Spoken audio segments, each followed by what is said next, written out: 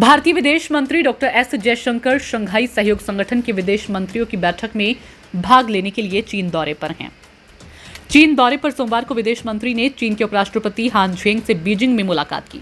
इस मुलाकात में भारतीय विदेश मंत्री ने कहा कि कैलाश मानसरोवर यात्रा की बहाली की भारत में खूब सराहना हुई। साथ ही विदेश मंत्री ने एससीओ की अध्यक्षता के लिए चीन का समर्थन किया।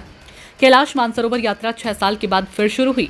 ये यात्रा साल 1981 से जारी है, लेकिन कोरोना महामारी, गलवान घाटी में हुए संघर्ष और 2020 से लेकर 2024 तक भारत चीन के बीच एलएसी पर तनाव के चलते कैलाश मानसरोवर यात्रा रुक गई थी। अब भारत और चीन के संबंध फिर से पटरी पर आ रहे हैं, जिसके बाद ये यात्रा इस साल फिर शुरू हुई। जून से अगस्त के बीच करीब 750 तीर्थयात्री तिब्बत में कैलाश मानसरोवर की यात्रा करेंगे। कैलाश मानसरोवर यात्रा हिंदुओं, जैनियों और बौद्ध समुदाय के लोगों के लिए काफी अहम धार्मिक यात्रा मानी जाती है। भारतीय विदेश मंत्री ने कहा कि हमने अपने राजनयिक संबंधों की स्थापना की 75वीं वर्षगांठ मनाई है। कैलाश मानसरोवर यात्रा की बहाली की भी भारत में व्यापक रूप से सराहना की जा रही है। हमारे संबंधों के निरंतर बेहतर होने से पारस्परिक रूप से लाभकारी परिणाम मिल सकते हैं।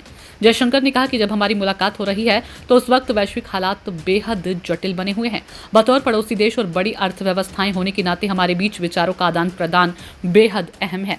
भारतीय विदेश मंत्री ने चीनी उपराष्ट्रपति के साथ मुलाकात में ये भी कहा कि प्रधानमंत्री नरेंद्र मोदी और चीनी राष्ट्रपति शी जिनपिंग के बीच कजान में हुई बैठक के बाद से दोनों देशों के संबंध में सुधार हो रहा है। उन्होंने कहा, भारत शंघाई सहयोग संगठन में चीन की सफल अध्यक्षता का समर्थन करता है। पिछले अक्टूबर में कजान में प्रधानमंत्री मोदी और राष्ट्रपति जिनपिंग के बीच हुई बैठक के बाद से हमारे द्विपक्षीय संबंधों में लगातार सुधार हो रहा है। मुझे विश्वास है कि इस यात्रा में मेरी चर्चाएं इसी सकारात्मक दिशा में आगे बढ़ेंगी। ब्यूरो रिपोर्ट, नई दिल्ली।